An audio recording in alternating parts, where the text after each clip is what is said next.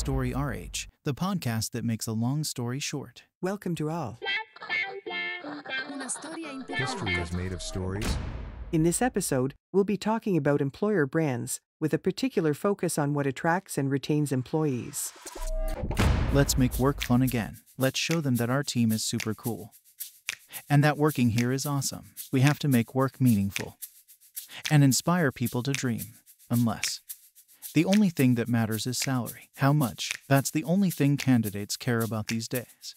There's no hope of engagement anymore. Whoa, that's just a bunch of oversimplified nonsense that capitalizes on trends and fears. I thought we didn't tell silly stories around here. Sorry, let me get my head back on straight. Pink and greenwashing can quickly turn into brainwashing if you're not careful. So, what's in an employer brand? How do you attract and retain talent? What's the story?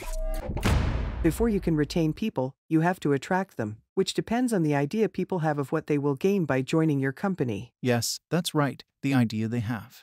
Let's stop there for a minute. This idea is underpinned by a feeling or an impression. It's not objective or measurable. Any information can have an impact.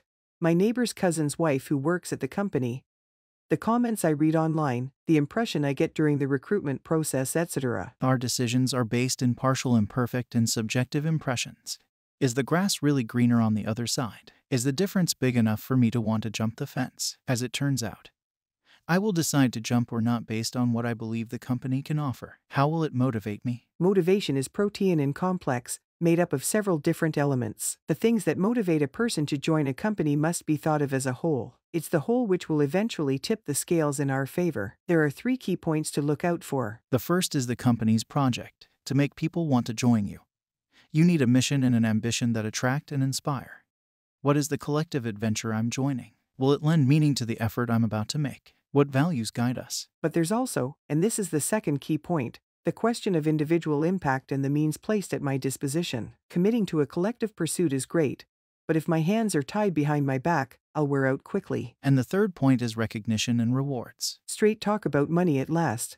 Because if you think you can recruit people with the promise of a great adventure, and no salary, then you sound like a doomed startup. We all want to be paid for what we do. Salaries are, of course, a key element when it comes to recognition and rewards. But recognition goes beyond salary. I also need to be acknowledged for who I am as a person and for the efforts I make. Moral support and recognition are also important. In short, we're talking about all the good jobs and thank yous. That's probably oversimplifying things. The subject is much bigger than that. It requires a real policy of recognition, a friendly work atmosphere, healthy interpersonal relationships, recognition of diversity, and so on. So, we attract people based on the idea they have of what we have to give them, but we keep them by proving that they made the right decision. I imagine that the grass is greener on the other side, so I jump the fence. And nothing but dry old hay. There's one key word here.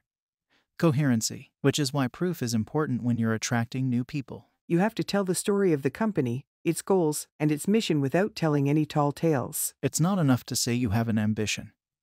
You have to have the means. It's not enough to write for good on your website to prove you're doing the right thing. You've got to talk the talk and walk the walk. Beyond missions and intentions, value and culture, it all depends on an HR policy that makes it possible for the best intentions to become reality. To recap, you attract talent based on the idea people have of what your company can give them, to meet their expectations. You have to think of motivation in comprehensive terms and ask hard questions about what you can offer. And retaining talent is about keeping your promises. Is that right? Exactly right. Way to make a long story short.